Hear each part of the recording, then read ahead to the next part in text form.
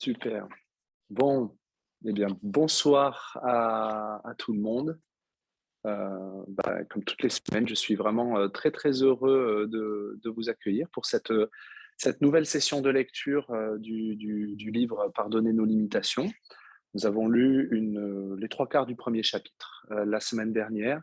Pour finir le premier chapitre par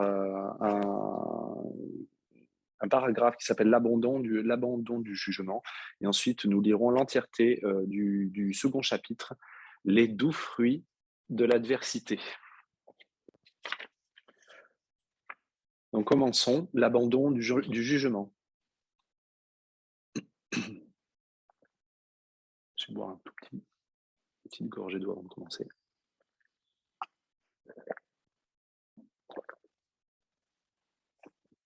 L'abandon du jugement est un des thèmes principaux d'un courant miracle. De fait, on peut dire qu'il résume le système de pensée du Saint-Esprit. C'est pourquoi il est nécessaire de reconnaître qu'à chaque fois que nous mettons l'accent sur nos limitations ou cherchons à nier nos propres limitations en montrant celles d'autrui, nous sommes en train de juger. Tout ce qui sépare la filialité en rendant ces différences superficielles importantes et réelles, et méritant donc d'être jugées, renforce l'ego et nous empêche de jamais le quitter. Un tel processus implique inévitablement la comparaison, puisque l'intention derrière la comparaison est d'accentuer les limitations. Nous pensons communément que quelqu'un d'autre est plus intelligent ou plus compétent, plus beau, meilleur athlète ou meilleur étudiant, et ainsi de suite. À chaque fois que nous nous comparons à quelqu'un d'autre, favorablement ou défavorablement, nous affirmons que l'amour de Dieu n'est pas un, imitant le jugement originel porté contre Dieu et son Fils. Les comparaisons limitent l'illimité, et Jésus nous rappelle deux fois que l'amour ne fait pas de comparaison. Il nous le rappelle dans le texte 24, chapitre 2, paragraphe 1, ligne 1, et dans la leçon 195, paragraphe 4, ligne 2. Elle renforce non seulement l'illusion d'être séparés les uns des autres et de Dieu, mais le concept de limitation lui-même. Quand nous comparons, nous élevons l'un et dénigrons l'autre, ce qui est la marque de la relation d'amour particulière. J'aime certaines personnes parce qu'elles sont meilleures que d'autres, dans le sens où elles sont meilleures pour moi. Elles remplissent mes besoins particuliers et je les aime donc pour leur capacité particulière à m'aimer moi plutôt que quelqu'un d'autre. De plus, la comparaison implique une idée de ce que la vie pourrait être sans limitation, sans défaut ou sans déficience. J'ai dans mon esprit le concept que je devrais être autre chose que ce que je suis. Ce jugement implique inévitablement la pensée d'attaque suivante. Quelqu'un ou quelque chose m'a fait ainsi. Que ce soit mes parents, mes gènes, le monde ou Dieu, un agent externe est responsable de mon état présent. Il y a dans ces perceptions de limitation un jugement qui leur est inhérent, car la limitation originelle était elle-même un jugement, une façon de dire à Dieu, ton illimitation et ton amour parfait ne me suffisent pas. Je vais donc quitter ton monde et faire le mien. Par conséquent, le monde ne peut être qu'imparfait, car il n'est pas de Dieu, et n'est donc ni illimité, ni aimant. Quand les gens connaissent l'amour ici, cet amour est basé sur l'extérieur. C'est la version égotiste de l'amour. C'est la même chose quand les gens font l'expérience d'être libérés des entraves du corps ou de ce qu'ils croient être des chaînes. Ce sentiment est aussi illusoire parce qu'il est basé sur quelque chose d'extérieur. La vraie liberté de l'amour illimité est dans l'esprit et cela n'a rien à voir avec le corps ou le monde. Cette liberté ne s'atteint pas en changeant ce qui est extérieur, mais seulement en retournant à ce qui est à l'intérieur. Si tu n'es pas responsable de mes déficiences et de mes défauts, qui l'est? Voilà la question que nous ne voulons jamais nous poser.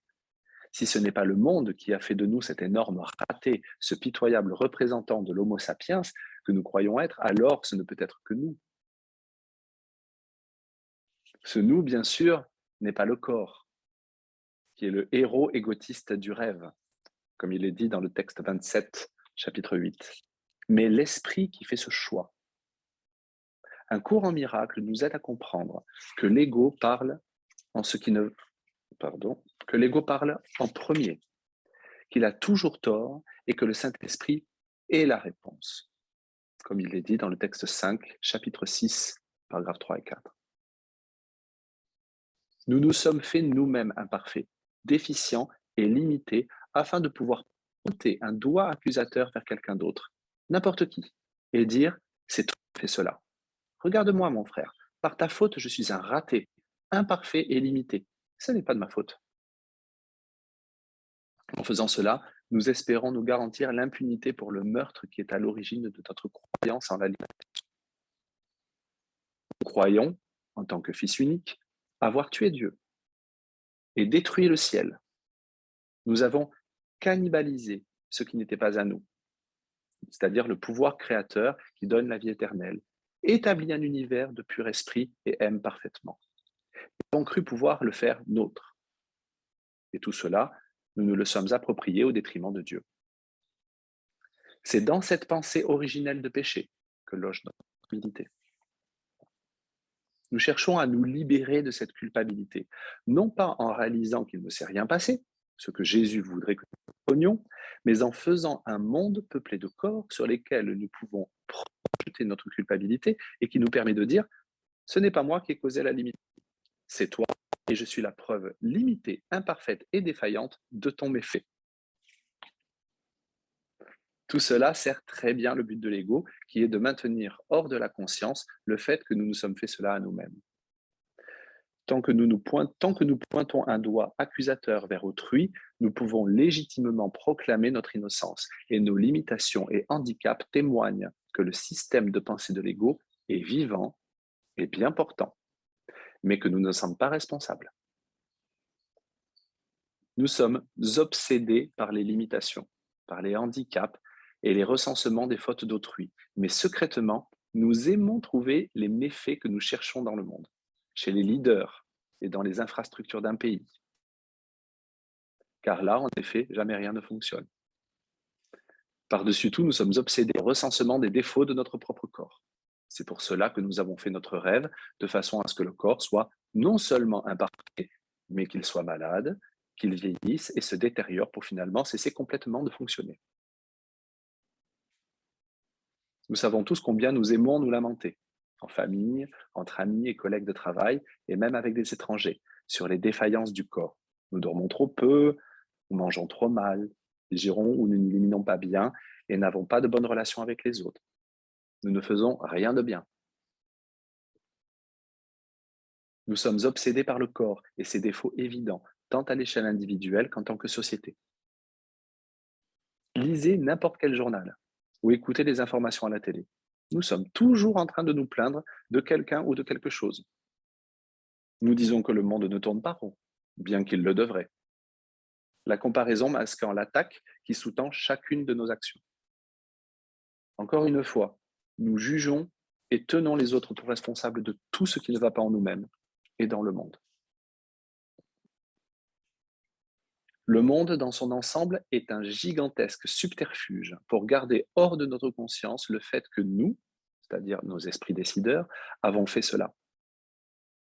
Il est écrit à la fin du chapitre 27, « Le secret du salut n'est que ceci. Tu te fais cela à toi-même. » Ce n'est pas le monde qui est limité, mais nos esprits, limités par la décision, qui nie notre pouvoir sur la limitation. Je relis cette phrase. Ce n'est pas le monde qui est limité, mais nos esprits, limités par la décision qui nie notre pouvoir sur la limitation.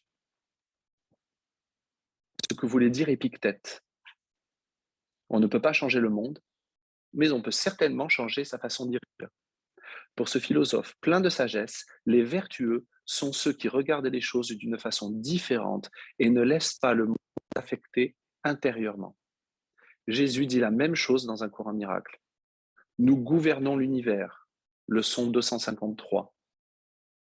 Nous ne pouvons pas changer l'univers physique, mais nous pouvons changer notre façon de le regarder. Conséquent, nous dit Jésus, ne cherche pas à changer le monde, mais choisis de changer ton esprit au sujet du monde. Cette fameuse phrase du texte 21 dans l'introduction, paragraphe 1, ligne 7. Puisque le monde n'est qu'une projection de notre façon de penser, et que nous pouvons changer notre façon de penser en faisant un autre choix, nous gouvernons notre univers. Personne d'autre n'a ce pouvoir, à moins que nous lui donnions. Mais si je te donne le pouvoir ou le donne à quelqu'un d'autre, je suis celui qui l'ai donné, ce qui veut dire que je l'ai toujours. Je n'ai peut-être pas de pouvoir sur ton corps, mais j'en ai un sur la façon dont j'y réagis. Le tien peut être capable de faire toutes sortes de choses au mien, mais tu ne peux rien faire à mon esprit. Je suis le seul à avoir ce pouvoir.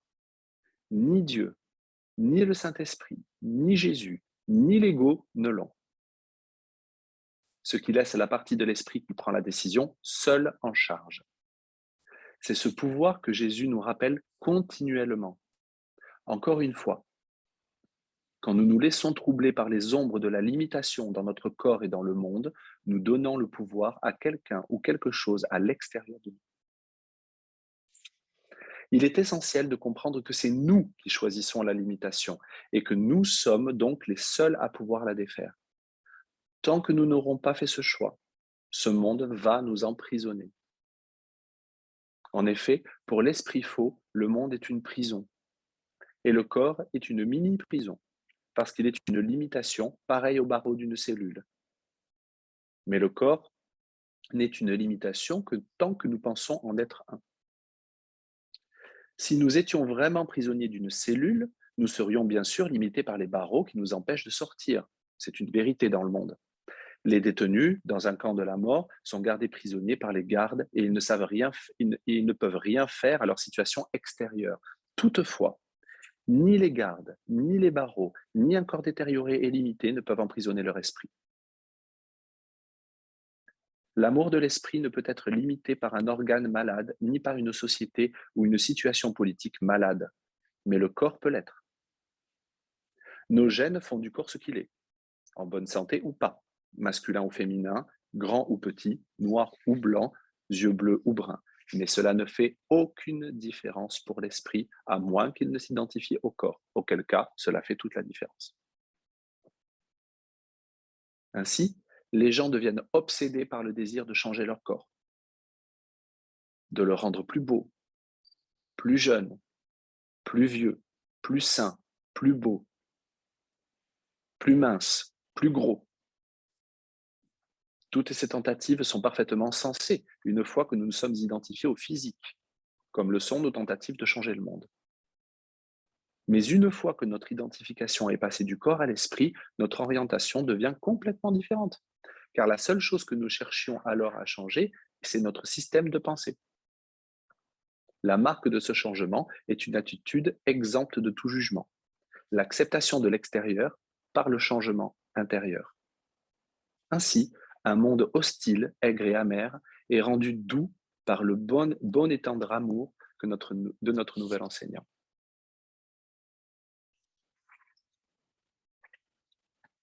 Chapitre 2. Les doux fruits de l'adversité. C'est entre guillemets parce que c'est une citation.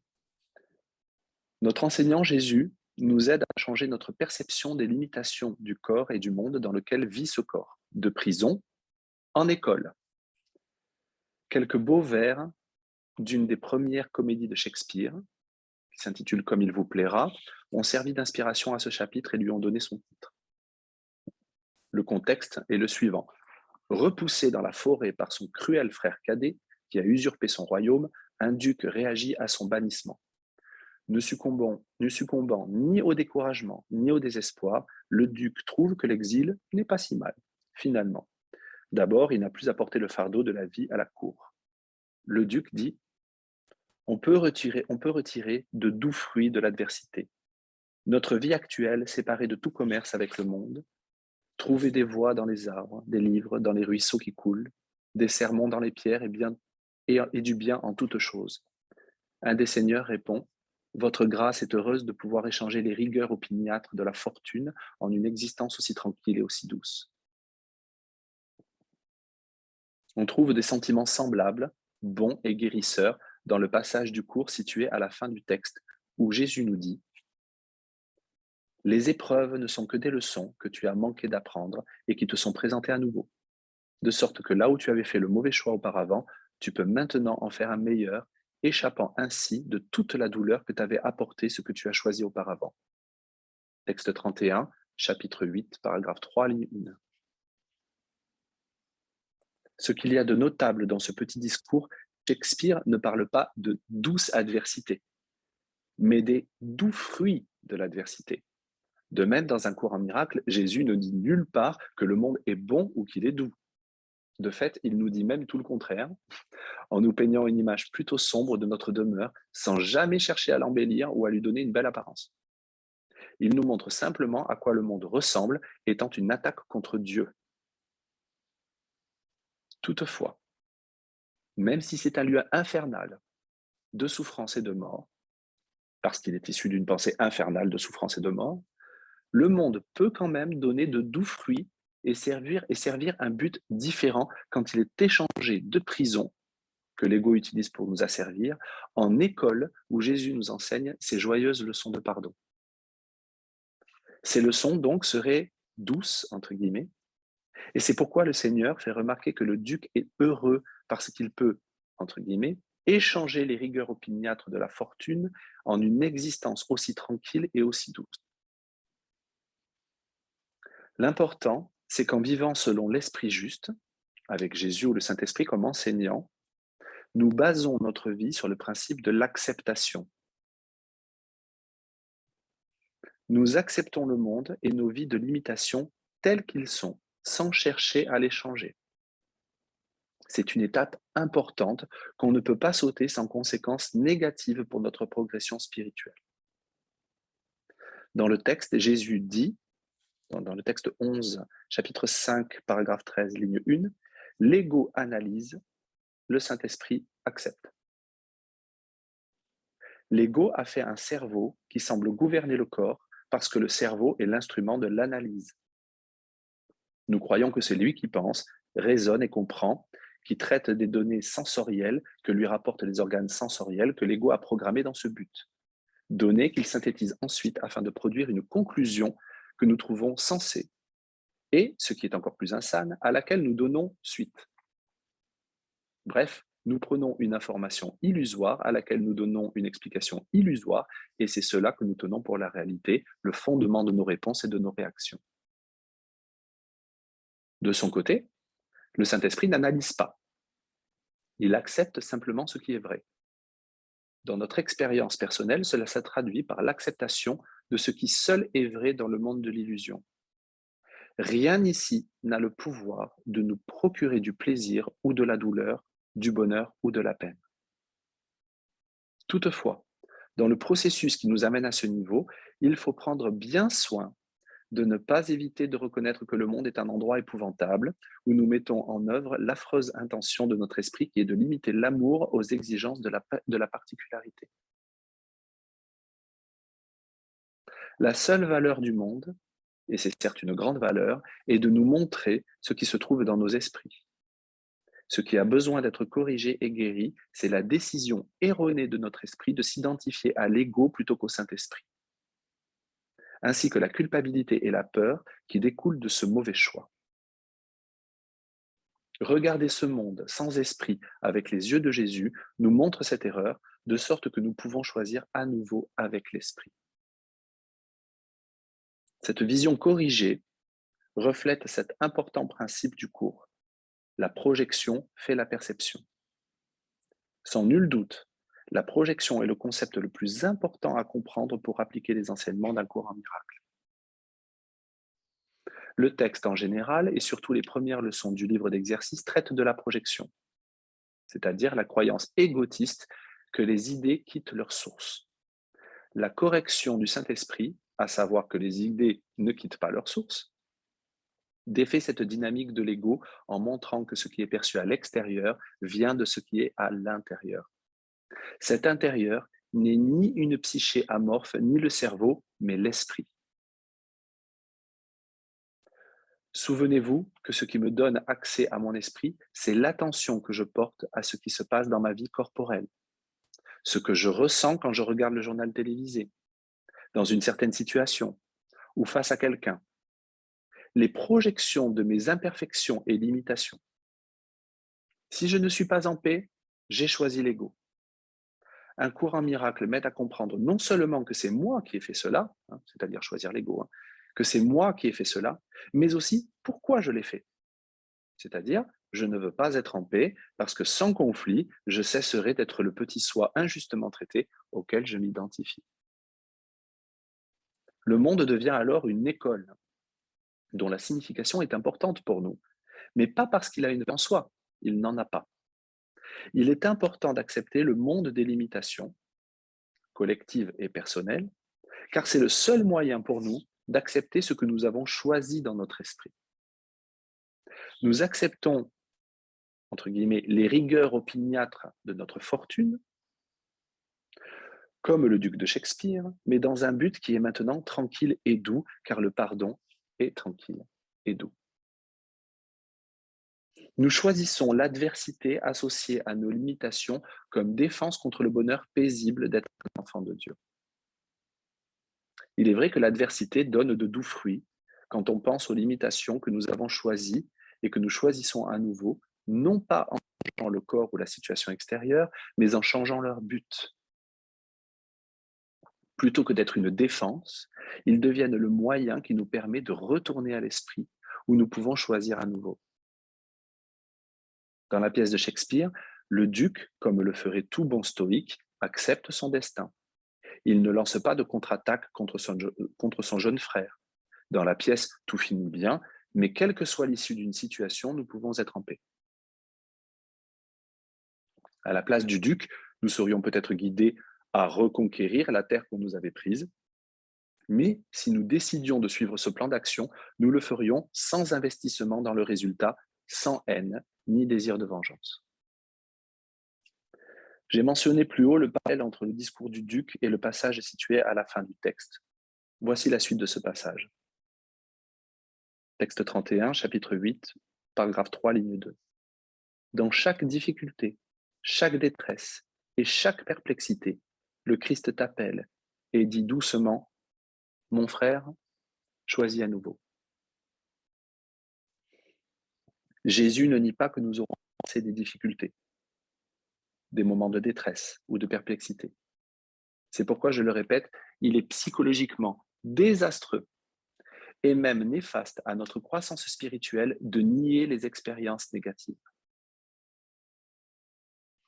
Plutôt que de nous sentir coupables, d'être en colère ou déprimés à cause d'un problème, qu'il soit physique ou psychologique, acceptons-le comme une leçon en nous disant que c'est sous cette forme que nous allons apprendre ce que nous avons besoin d'apprendre. Quelle que soit la détresse, c'est nous qui l'avons choisie. Ce n'est pas que nous soyons névrosés, psychotiques ou mauvais, mais nous voulons prouver que nous ne sommes pas que nous sommes ce que nous ne sommes pas. Que le petit soi séparé, pécheur et coupable est réel et que notre grand soi glorieux est une illusion. Quelle qu'en soit la forme, nous ne faisons qu'utiliser la détresse pour prouver la réalité de la séparation. Tout ce qui semble troubler notre paix, que ce soit nos imperfections ou celles d'autrui, ou les circonstances indépendantes de notre volonté, peut maintenant servir à notre but dont nous devrions nous réjouir. Au lieu de lutter contre le symptôme, le problème ou la situation, nous devrions l'embrasser, non pas pour sa valeur propre, mais pour le but qu'il va maintenant servir. Ce défaut, cette imperfection ou cette situation adverse, c'est la classe que Jésus peut utiliser pour nous enseigner que tout cela est dans l'esprit. De plus, si c'est dans l'esprit, c'est parce que nous voulons que ce soit là. Quand nous angoissons à propos de quelque chose, quand nous le refoulons, l'étouffons, le contestons ou nous sentons coupables à son sujet, nous privons, Jésus de l'école dont il a besoin pour nous enseigner. Après tout, un enseignant ne peut enseigner sans une école ou un curriculum. Ainsi, nos limitations, symptômes et problèmes sont le curriculum de l'école de Jésus et notre enseignant veut que nous les recevions dans un esprit d'acceptation plutôt que d'angoisser à leur sujet. Pour répéter cette leçon centrale, si nous désespérons de nos limitations, nous refusons à Jésus le seul moyen qu'il a de nous aider. Nous faisons cela uniquement parce que nous ne voulons pas de son aide et ne voulons pas apprendre de lui. Quelle autre raison aurions-nous de lui refuser cette école? Toute chose a un but, même s'il semble ne pas en être ainsi.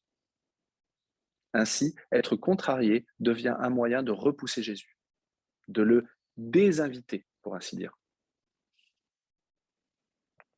Nous avons donc besoin de l'accueillir dans les classes de notre vie afin qu'il puisse nous aider à comprendre d'où vient réellement la contrariété.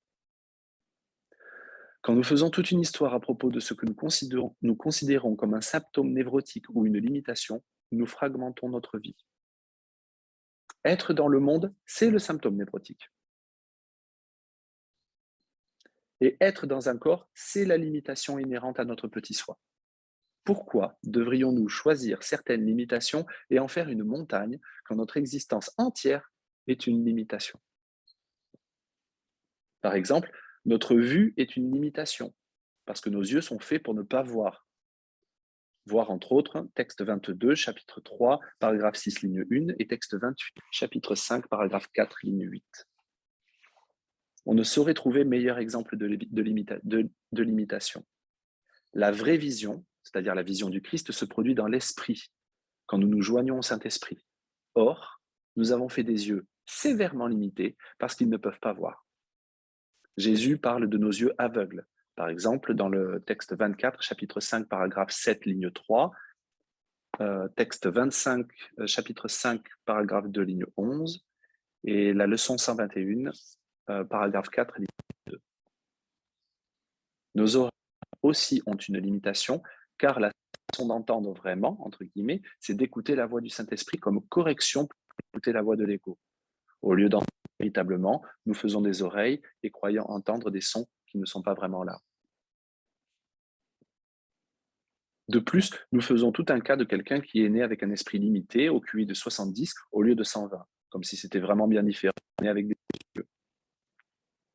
On pourrait dire que tout le monde a des yeux. Certains yeux voient mieux que d'autres, et certaines oreilles entendent mieux que d'autres. Les animaux voient et sentent différemment de nous. Or, eux aussi voient des choses, entendent des sons et sentent des odeurs qui ne sont pas là. Souvenez-vous que le corps lui-même est une limitation. Il n'y a aucune différence entre avoir un bras affaibli par la maladie ou un cerveau limité par une anomalie chromosomique et être né dans un corps en bonne santé. Rappelez-vous ce que dit Jésus dans le texte, à savoir que le corps est une limite à l'amour, fait pour limiter l'illimité. Texte 18, chapitre 8, paragraphe 1, lignes 2 et 3. La leçon qu'il nous enseigne, c'est qu'indépendamment de la limitation, nous pouvons apprendre à voir et à penser, mais pas avec nos yeux et notre cerveau. Il est utile de reconnaître que nous avons investi dans cette concentration sur des symptômes précis, parce qu'aussi longtemps que nous le faisons, anxieusement et désespérément, nous faisons exactement ce que veut l'ego, c'est-à-dire nous protéger de l'enseignement de Jésus. Nous poussons l'arrogance jusqu'à lui demander de l'aide, quand en réalité nous ne faisons que le repousser. L'aide que nous lui demandons à ce stade n'est pas un miracle, mais de la magie, car un miracle change l'esprit, tandis que la magie change les symptômes du corps. Jésus est un enseignant de miracles, pas un magicien. Observez donc comment vous vous concentrez sur des problèmes, des limitations et des symptômes précis, que ce soit en vous-même ou chez les autres. Tout ce qui fragmente est de l'ego, car son système de pensée prend racine dans la fragmentation, comme Jésus le décrit dans la réalité substituée, dans le texte 18, chapitre 1. Quand il parle de difficultés, de détresse et de perplexité, Jésus nous signale qu'il sait que nos vies ne sont pas particulièrement faciles. Il nous aide à savoir au cœur même de notre malaise que nous pouvons regarder tout cela différemment. Pour revenir au discours du duc sur les doux fruits de l'adversité, Jésus ne voudrait pas changer l'adversité, mais nous aider plutôt à changer les fruits que nous en récoltons ou l'usage que nous en faisons. Quand Jésus dit « Mon frère, choisis à nouveau », il ne nous dit pas de choisir une forme différente. Il nous conseille de choisir une façon différente de regarder la forme. Rappelez-vous, si vous cherchez à changer l'extérieur, vous l'avez rendu réel, ce qui veut dire que vous êtes encore tombé dans le piège de l'ego. L'ego veut rendre les problèmes du monde et du corps réels, car cela nous garde sans esprit et le protège du pouvoir de choisir de l'esprit. À cet égard, il est important de ne pas perdre de vue le fait que l'ego, c'est nous. La partie de l'esprit qui aime être séparée, particulière et unique. Cette partie a peur du décideur dans l'esprit, seule chose dans l'univers qui ait le pouvoir de défaire l'ego. Choisir à nouveau veut donc dire que l'esprit choisit un enseignant différent qui nous rassure en disant « Les images que tu fais ne peuvent prévaloir contre ce que Dieu lui-même voudrait que tu sois. » Texte 31, chapitre 8, paragraphe 4, ligne 1. Si Dieu ou Jésus vous aidait à résoudre vos problèmes, cela les rendrait réels, ce qui signifierait que vous n'êtes pas tel que Dieu vous a créé. Pensez que si Dieu vous a créé en tant que Christ, lequel n'a pas de problème, insister pour que Jésus vous aide à résoudre vos problèmes, c'est demander qu'il partage la piètre image que vous avez de vous-même et qu'il vous voie tel que vous vous voyez, un petit soi vulnérable, accablé de problèmes, et non comme le grand soi que Dieu a créé. Soyez donc reconnaissants de ce qu'il ne fait rien dans le monde, parce qu'autrement, il ne serait pas le symbole suprême de l'amour de Dieu, car il vous aurait vu comme un égo accablé de problèmes. Or, encore une fois, vous insistez pour que Jésus vous voie ainsi chaque fois que vous demandez une aide concrète. Et c'est pourquoi il dit à Hélène de ne pas lui demander de l'aider à se débarrasser de sa peur. Dans le texte 2, chapitre 6, paragraphe 4, lignes 1 et 3, 1 à 3. C'est la pire chose qu'elle aurait pu faire, car cela aurait été à l'encontre du but du cours, qui est de nous redonner le pouvoir de choisir de l'esprit. Ainsi, Jésus dit à tous, « Tu choisis de te voir avec des problèmes, et je peux t'aider à les regarder, mais je ne peux pas t'aider avec ce que tu perçois comme étant vrai. Le fait est que tu n'as pas de problème, sauf celui de penser que tu en as. » Je vais la relire, cette phrase. Donc Jésus nous dit à tous, tu choisis de te voir avec des problèmes et je peux t'aider à les regarder. Mais je ne peux pas t'aider avec ce que tu perçois comme étant vrai. Le fait est que tu n'as pas de problème, sauf celui de penser que tu en as. C'est ainsi que Jésus nous enseigne que rien n'a le pouvoir de nous séparer de l'amour de Dieu dans notre esprit, car en dépit de limitations et imperfections, projetés sur le corps, nous restons le seul Fils que Dieu a créé un avec lui. Pardonner les limitations, en nous-mêmes et en autrui, dissipe les interférences qui nous empêchent de nous souvenir de notre unité les uns avec les autres, avec nous-mêmes et avec notre Créateur.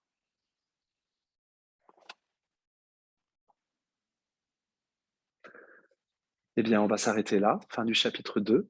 C'est très belle lecture, encore très très riche. Je vais rétablir évidemment les micros pour que ceux qui le désirent puissent s'exprimer.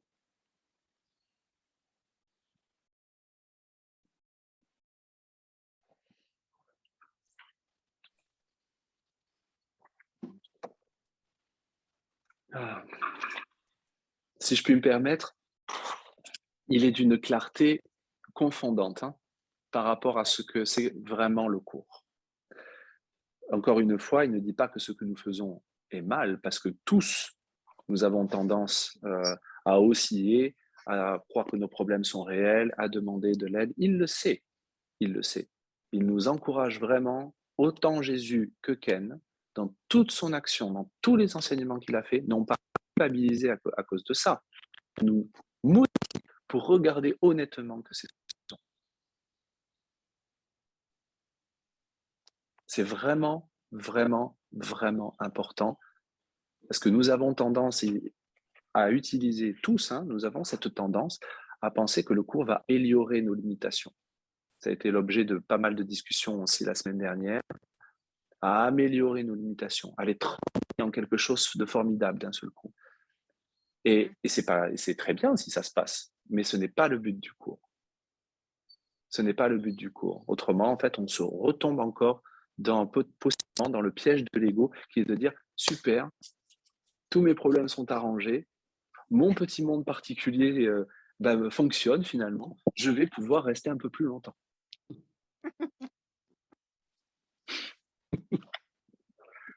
Et le but, évidemment, c'est de faire exactement ce qu'on est en train de faire, c'est-à-dire qu'on peut regarder ce que nous faisons à la lumière de ces enseignements qui sont radicaux, je dirais, dans la mesure où ils vont vraiment à la racine. Là, on utilise le sens premier de radical. Mais on peut utiliser ces enseignements pour sourire davantage, pour sourire à l'insanité, à la folie de ce que nous faisons et à laquelle nous croyons. On peut en sourire, ne pas la prendre au sérieux. L'ego est une pensée sérieuse. Le défaire, c'est de regarder ce que fait l'ego sans le prendre au sérieux.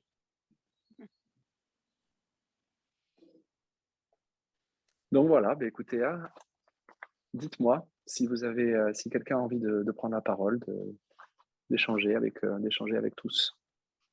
Oui, j'aimerais savoir si vous avez regardé la vidéo cette semaine qui était sur Facebook sur la conférence en retraite qu'avait faite David Hoffmaster, qui disait de reconnaître que notre perception était faussée. Mm-hmm. Je n'ai pas vu la vidéo. Mais... On reconnaît qu'on doit reconnaître avant de guérir, parce que si on ne reconnaît pas qu'on est alcoolique ou qu'on est addict à quelque chose, on ne peut pas guérir. Mais je trouvais que cette conférence-là, justement, amène aussi, tu sais, ce que tu dis, ce que Kenneth dit, de justement regarder, puis accepter, puis c'est ça, on est comme ça, puis c'est tout, là. C'est ça. Puis en faisant ça, la vision du Christ, ça vient. Parce que moi, je me demandais à un moment donné, mais comment je vais faire pour ne plus juger? Je dis, la dame qui passe est à côté de chez moi, puis là, même si je dis elle a un manteau rouge, j'ai déjà jugé. Comment je vais arrêter que ça soit bien ou mal? Je juge tout le temps. Mais je ne peux pas arrêter ça, là. Je ne suis pas capable. Alors, je me suis encabanée chez moi dans mon sol tout le temps, tout l'hiver presque. J'ai presque pas sorti. Mais là, tu vois, je suis allée au salon de coiffure, j'ai sorti, puis j'étais comme... Là, je bénissais les gens. Et là, je voyais que l'interaction, l'amour expandait de moi. Mais dans mon sous-sol, chez nous, j'ai juste vous autres avec Zoom que je peux faire ça, mais c'est tout, tu sais, il n'y a comme pas... Là, je me suis dit, il faut que je sorte plus souvent, ça n'a pas de bon sens. Il nous dit de vivre normalement, en fait, parce que notre vie, avec tous nos jugements et nos limitations, qui ont été faits au départ pour servir le but de l'ego, donc de nous rendre sans esprit, peut maintenant servir un autre but, qui est le but de l'enseignant pour Dieu, c'est-à-dire le Saint-Esprit de Jésus. Si nous nous privons encore une fois de nos limitations, de nos affections, de notre vie normale, c'est-à-dire du scénario qu'on a choisi, autant psychologique que corporel que mondain, nous privons Jésus des outils dont il a besoin pour nous enseigner ces leçons de pardon. C'est un peu comme si on lui disait, sous couvert d'une fausse humilité, je veux pas, ça m'intéresse pas. Mais je vais quand même faire semblant que ça m'intéresse. Aussi, ça me fait revivre, tu sais, mon passé, quand à un moment donné, on discutait, je te demandais par rapport à mes dons que j'avais, tu sais, de ressentir les personnes et tout ça. Puis là, quand j'ai commencé le cours, je voulais tellement pas avoir cette perception-là. Mais là, je comprends qu'en fin de compte, c'était un jugement que je faisais aussi de dire la vibe n'est pas bonne ou elle est bonne. Écoute, j'étais pris par l'ego spirituel avec tous ces dons-là, puis j'étais toute mêlée, là, je ne voulais plus rien savoir. Mais là, je comprends que ça passe à un autre niveau. Là, c'est au niveau du cœur. C'est un autre niveau. Je ne peux pas expliquer ça, mais vraiment. Merci tellement. Tout commence à s'emboîter comme un puzzle. Super, parfait, merci. Mes chiens sont en délire. Ah, c'est le tien, toutou. J'étais là, il est où le toutou? Ils sont au 2e étage, mais tu les entends comme... C'est des petits chiens en plus. Écoute, Marie-Michel, je trouve que c'est formidable si tu as cette impression que tout s'emboîte, parce que c'est vraiment le but. Je pense que c'est l'expérience. Quand on commence à étudier, à lire Ken Wapnick, c'est vraiment y aller. C'est ce qui se passe. En général, c'est que d'un seul coup, tout commence à faire clac, clac, clac, clac. Oui. Et d'un seul coup, tout fait sens. C'est le but de ces lectures aussi, humblement. Mais c'est bien que tu ressentes ça. Encore une fois, le but n'est pas de ne plus juger. Nous sommes venus, ce monde, quelque part, presque, on ne pourrait même pas fonctionner dans ce monde si on ne jugeait pas. Je juge que ça, je peux le manger, ça, je ne peux pas. Je juge que ça, c'est du poison, ça, c'en est pas. Je juge que cette situation est difficile, ça. Je juge que quand le feu est rouge, je ne vais pas traverser, ou quand le feu est vert. L'important, ce qu'il nous dit, c'est regarde. Regarde comme ton monde est basé sur le jugement, sur la séparation, sur la fragmentation. Et mon aide va pas être de changer tout ça. Mon aide va être de te rappeler que c'est toi qui l'as fait. C'est pas quelque chose qui arrive, c'est toi qui l'as fait. Pourquoi? Parce que tu as un esprit et que c'est ton esprit qui est tout puissant et que tu as voulu ça. C'est l'esprit 1. Et donc, vu que c'est toi qui as le pouvoir de faire ça, tu as aussi le pouvoir de changer d'avis et de changer d'esprit. Voilà. Et donc, tu peux parler. Reconnais-le absolument. Et toutes tes limitations et tout ce que tu vois maintenant, tu vas pouvoir non pas, les bénir parce qu'elles ont, à cause de leur signification, puisqu'il dit qu'elles n'en ont pas, mais à cause du but qu'elles servent. Et c'est le pardon. C'est le pardon. Quelle que soit l'adversité, quelle que soit la limitation, mais je reconnais que, en fait, rien n'a le pouvoir de m'enlever la paix de Dieu. Comme d'ailleurs, moi, je n'ai pas ce pouvoir d'enlever la paix de Dieu à qui que ce soit.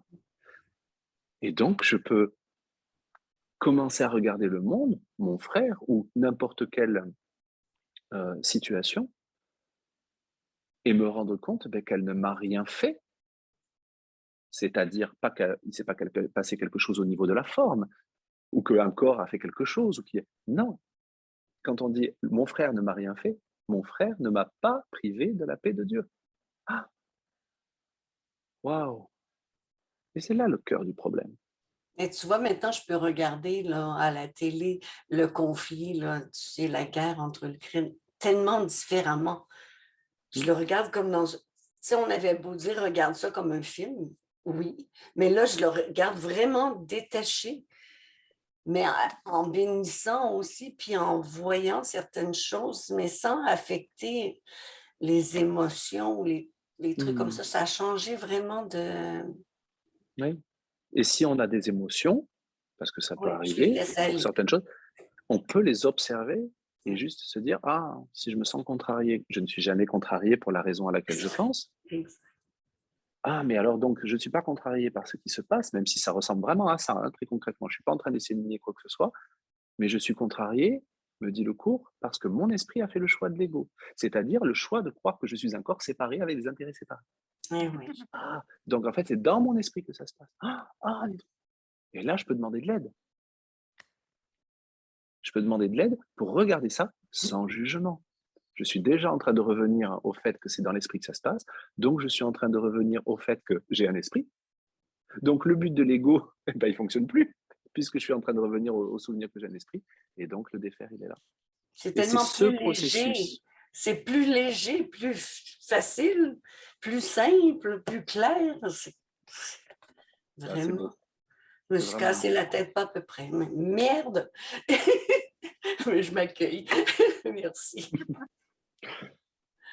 Et bien sûr, puisque souvent, en général, quand on a ces discussions, il y a toujours un moment donné où quelqu'un qui pense ou quelqu'un qui dit « Oui, mais quand même, ça ne veut pas dire qu'on fait rien. » Bien sûr, en fait, il le dit. Là, il parlait de Shakespeare qui finalement a rien fait, il n'est pas parti, mais il disait « Vous pourriez être guidé à reconquérir vos terres. Mais si c'était vous vous sentez guidé à faire ça, vous le feriez sans jugement, sans haine et sans attachement quant au résultat. Donc, encore une fois, ça ne veut rien dire sur le comportement, ça veut tout dire par rapport à comment je fais les choses.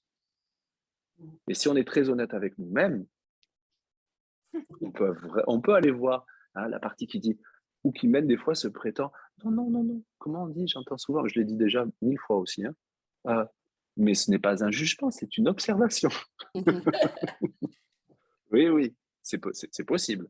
Par exemple, ce que tu disais, dire à un moment donné, cette robe est rouge, ce manteau est rouge, à partir du moment où il n'y a pas un sentiment de séparation, de jugement, d'intérêt séparé, il ne faut pas non plus trop se prendre le chou, ça peut être juste une observation. Ouais. Mais souvent, nos observations sont quand même teintées de jugement. Ah, c'est une robe rouge, très moche. Plus jolie que ma robe, ou moins jolie que la mienne. Comparaison, oui. Et voilà, ça peut être vraiment très subtil comme ça. Subtil. Enfin, pas si subtil à la fin, mais.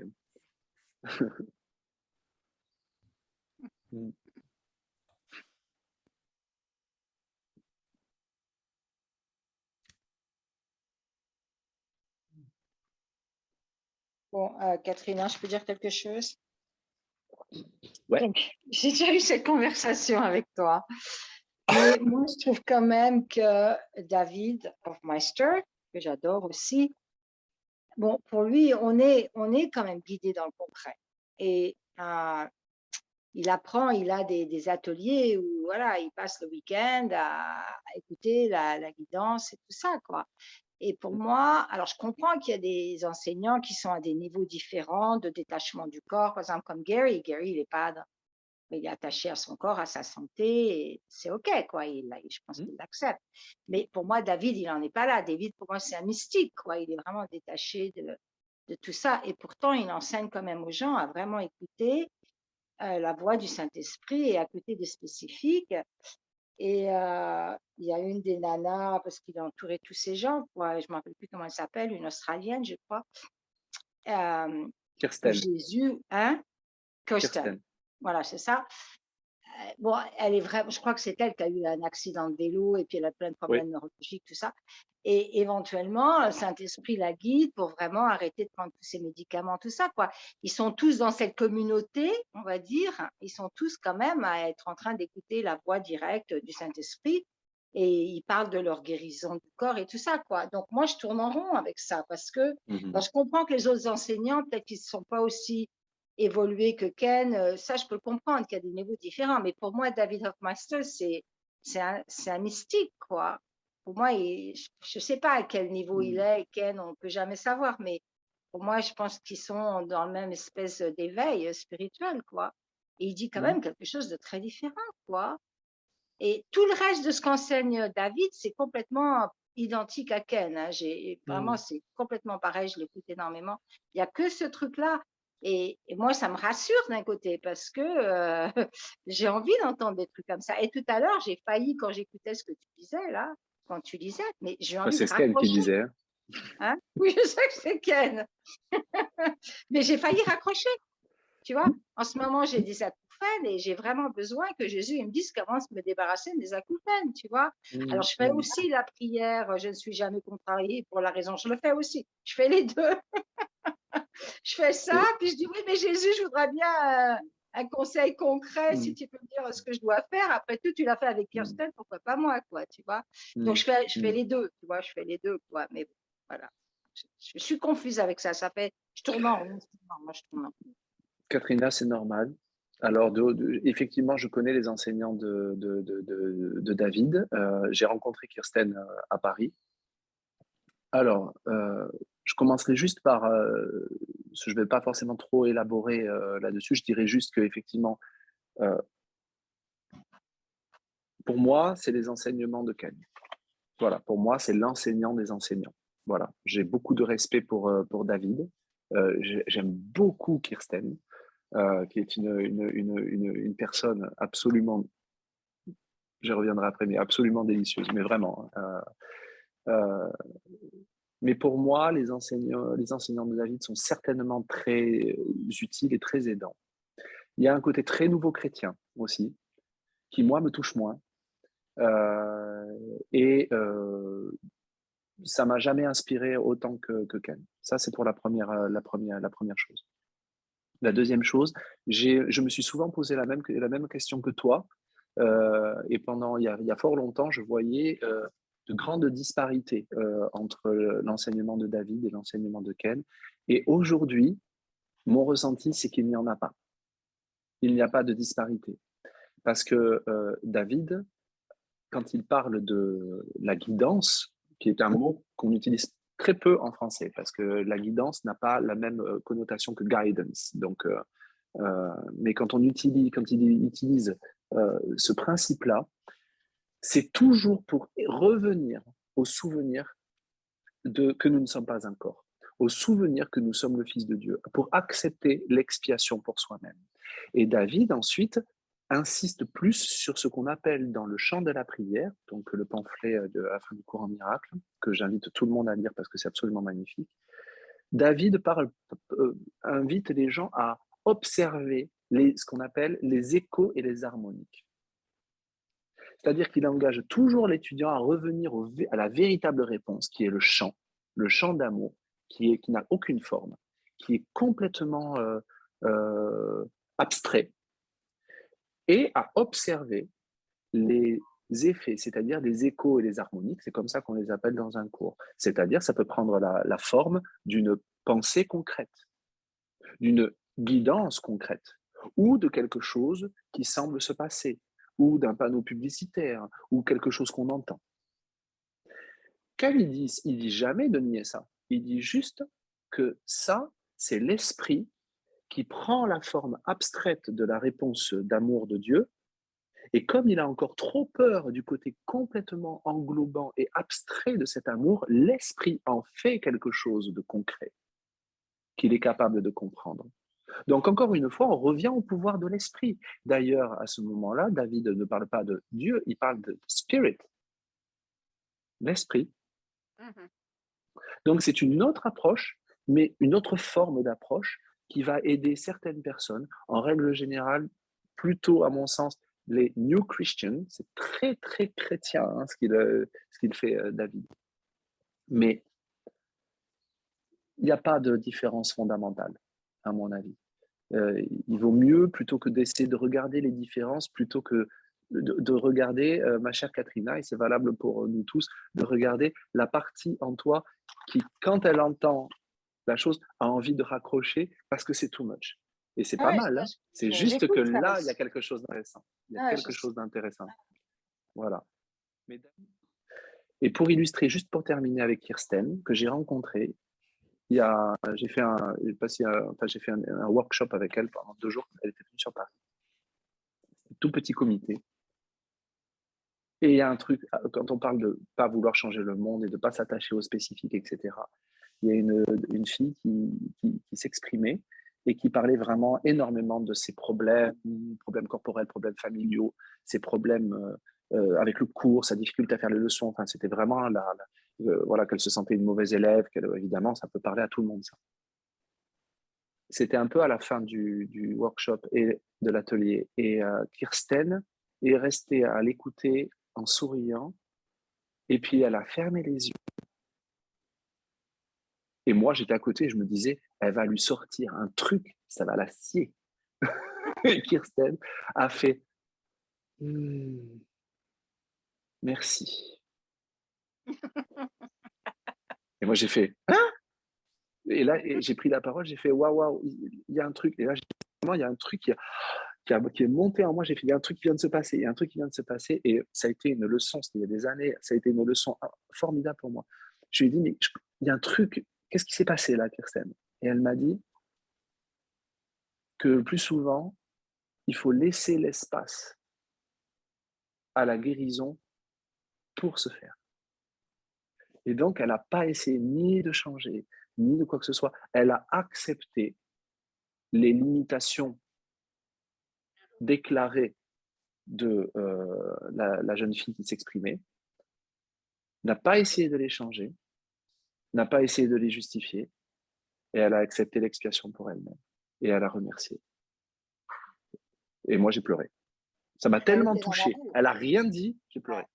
Ouais. Et elle était dans l'amour, quoi, de cette Bien personne. sûr, bien sûr. Ouais. Et la personne ne s'est pas sentie jugée. C'est Ouais, pas voilà. parce que c'était à ce moment-là, elle a ressenti comme ça. À d'autres occasions, elle a répondu plus concrètement. Mais c'était magnifique, Ouais.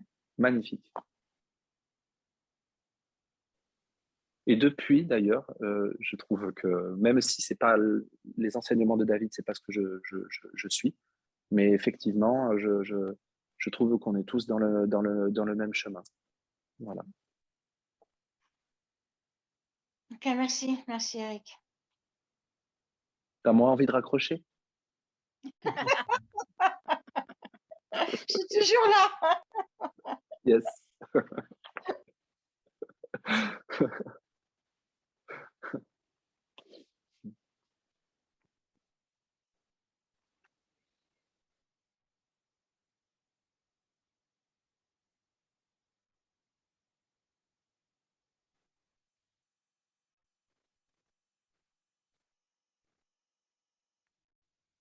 Hmm.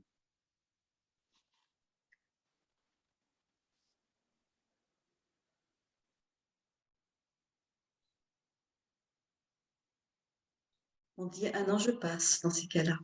C'est ce que j'étais en train de penser. Là, c'est tout le ciel qui est passé, là.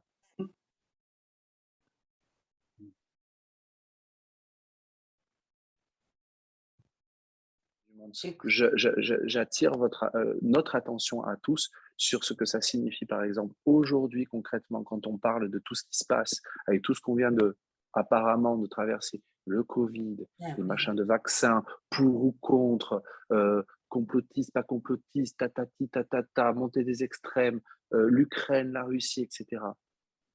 Chacun a ses opinions. On a tous nos opinions, on a tous nos préférences. L'important, c'est pas de les gommer. On ne nous demande pas de les sacrifier. On nous demande juste de ne pas les prendre au sérieux. De les prendre moins au sérieux. Et de regarder, d'inviter Jésus avec tout ça. Quand on parle d'embrasser, d'accueillir, de ne pas changer, ou quand on veut changer, de regarder ce que vraiment on est en train de faire, voilà, mettons ça en exergue par rapport aux situations actuelles et regardons que tous autant qu'on est, on n'arrête pas de le faire. Et Jésus ne va pas nous dire « Ah, tu vois, c'est mal, c'est… » Non, il nous dit « Super, maintenant on va pouvoir regarder parce qu'il y a une méthode. Tu fais ça pour une raison. Tu fais ça pour quelque part te divertir, me tenir à l'écart, pour oublier que c'est dans ton esprit que ça se passe. Nulle part ailleurs. Parce que tu as très peur de revenir au souvenir que tu as un esprit, que tu es un esprit.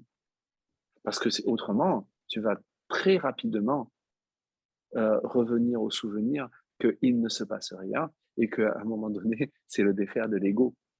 C'est la fin de l'expérience de séparation. Mais pourquoi on a si peur de notre lumière? C'est incroyable. Ma plus grande peur, très, très jeune déjà, j'avais peur de ma lumière, je le disais.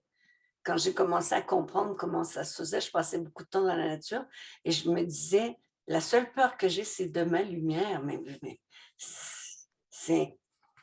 Là, je me dis, mais franchement, c'est absurde. Parce qu'on ne veut pas d'une lumière non particulière. On veut bien d'une lumière particulière. On veut bien être Saint Éric. Être le spot, en fin de compte. On veut bien qu'à un moment donné, on soit aimé particulièrement. On veut bien être un ego spirituel, être un ego plus sain que les autres. On veut bien être aimé particulièrement, rayonner pour que la guérison vienne de nous. On veut la particularité. Qu'est-ce que l'ego, il en a à faire d'un amour qui embrasse tout, où il n'y a pas de différence? Il dit non, mais tu vas pas m'avoir comme ça. C'est pour ça qu'il dit l'amour, mais oui. Mais il dit, mais attends, mais c'est super le coup, mais j'adore moi tous tes trucs d'amour. J'adore. Mais on va le réinterpréter un petit peu si tu veux bien. Hein, on va faire de toute la non-particularité qui est promue dans le cours, on va faire de l'amour particulier. On va utiliser le cours pour rendre le monde réel. On va utiliser Jésus comme s'il venait ici et qu'il m'aidait particulièrement avec mes problèmes particuliers. Et puis, on va utiliser le cours pour dire, je comprends, mon cher frère, ma chère sœur, les problèmes particuliers que tu as, je t'envoie de l'amour. Je prierai pour toi. Tout ça, c'est dans le champ de la prière à la fin, hein, les différentes étapes de prière. Nulle part, c'est jugé. Il nous montre juste les étapes, les évolutions de la pureté de la prière jusqu'au véritable chant. C'est très, très, très, très, très beau. Donc, encore une fois, l'idée n'est pas de nous blâmer, l'idée n'est pas de dire « Ah, mon Dieu, c'est ce que je fais, il faut que j'arrête tout de suite ». Non, c'est de regarder. Et cette fois, de regarder avec l'enseignant pour Dieu, Jésus, que dans un autre ouvrage, Ken décrit comme un petit bonhomme qui nous tape sur l'épaule par derrière pour nous dire hey, j'ai une blague à te raconter. Mais nous, on n'a pas le temps pour sa blague parce que tout ce qui se passe dans notre vie physique, psychologique, physiologique, dans le monde, c'est hyper sérieux. Donc on lui fait t'es gentil, mais non, j'ai pas le temps pour la blague. Et lui il continue à se marrer et continue à dire attends, je te jure, j'ai une blague à te raconter. Et là, on est là, mais attends, mais non, regarde, c'est dingue, c'est dingue, c'est dingue. Puis à un moment donné, quand on a un petit peu marre, on fait ouais, quoi, qu'est-ce qu'il y a? Et là, il nous dit, c'est une blague, c'est une blague. Le temps n'a jamais pu circonvenir à l'éternité. Tu te fais ça à toi-même. Et au début, quand on entend la blague la première fois, on fait hein? Bon, allez, c'est bon. Tu sais quoi? Ok, je trouve que c'est sympa, mais laisse-moi retourner à mes problèmes. Et en fait, on fait l'aller-retour comme ça. Et en fait, au fur et à mesure, plus on pratique, plus finalement on commence à goûter la blague. Et finalement, on commence à dire ah mais oui. Et il continue à nous dire j'ai une blague. Jusqu'à ce que finalement, on rit avec lui de bon cœur. Et comme il dit, l'univers et le monde disparaîtra dans un rire. Ça, c'est juste cette image-là pour enlever le sérieux aussi qu'on met sur Ken ou sur Jésus. Genre, oh, un truc, voilà, un ego. C'est un rire, pas un rire de moquerie, mais c'est un rire, c'est une douceur. Joie. C'est une joie, c'est une douceur, c'est un chant. C'est une musique, c'est une brise toute douce. C'est pas un enseignant avec la règle. C'est pas ça du tout. Mais c'est une joie, un chant qui nous dit que notre monde n'est pas réel, que notre monde n'est pas sérieux, que nous n'avons pas de problème. Et ben, on veut pas d'un Jésus qui nous dit qu'on n'a pas de problème. On veut qu'il nous dise, mais oui, effectivement, t'en chies, mon grand, c'est horrible. Attends, vite, je vais t'aider. Voilà. Et moi, ce que j'adore quand je vois les visages, quand on en parle comme ça, c'est de voir que on peut dire des choses quand même qui sont presque dures pour l'ego, hein, et tout le monde sourit. Parce que c'est beau, en fait, parce que c'est vraiment quand on regarde ce qu'on fait avec cette douceur, ce rappel de cette douceur, de ce non-jugement, eh ben, on sourit. Comme il disait Ken, il disait, isn't it silly? Est-ce que c'est pas un peu sot? N'est-ce pas sot? Voilà. Je ne sais pas si vous avez cette expression-là, mais ici, on dit « souris, tu m'inquiètes ». Souris, tu m'inquiètes? Non? Ici, on dit « souris, tu m'inquiètes ». Ah bah oui, l'ego, quand quelqu'un sourit, oui, ça doit l'inquiéter beaucoup. De ce sourire de douceur, ce sourire d'acceptation, de reconnaissance, il ne connaît pas l'ego. C'est ça que Bernard, quand il dit ne pas se prendre la tête, en fin de compte. C'est ça aussi. Ne pas se prendre la tête, c'est aussi regarder qu'on se la prend. Et ne pas se juger pour ça. Ken disait, être un bon étudiant du cours, c'est mal faire les leçons. Fais ça en pas s'en vouloir pour ça. Si vous avez l'expression aussi. Voilà. Être avec l'esprit, être avec le Saint-Esprit, c'est être avec l'ego, mais ne pas s'en vouloir pour ça.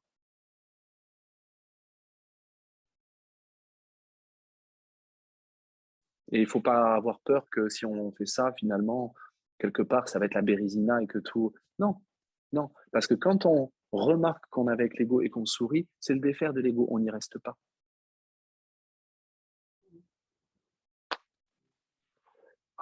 Donc vas-y, je t'ai mis en évidence pour que tu puisses jouer. Vas-y.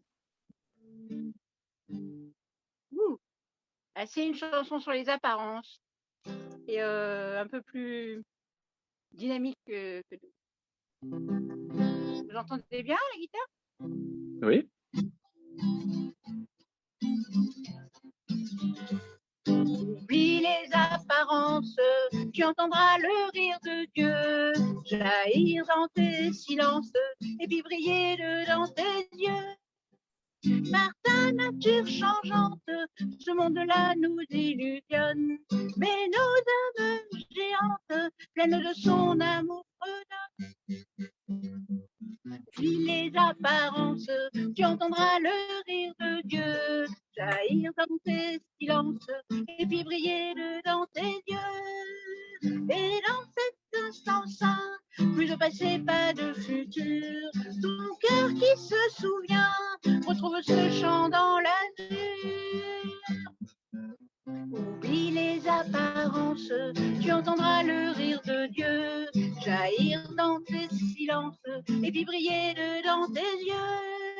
Oublie ton apparence, car d'y penser la rend réelle. Et de cette existence, fanons un barreau sur l'échelle.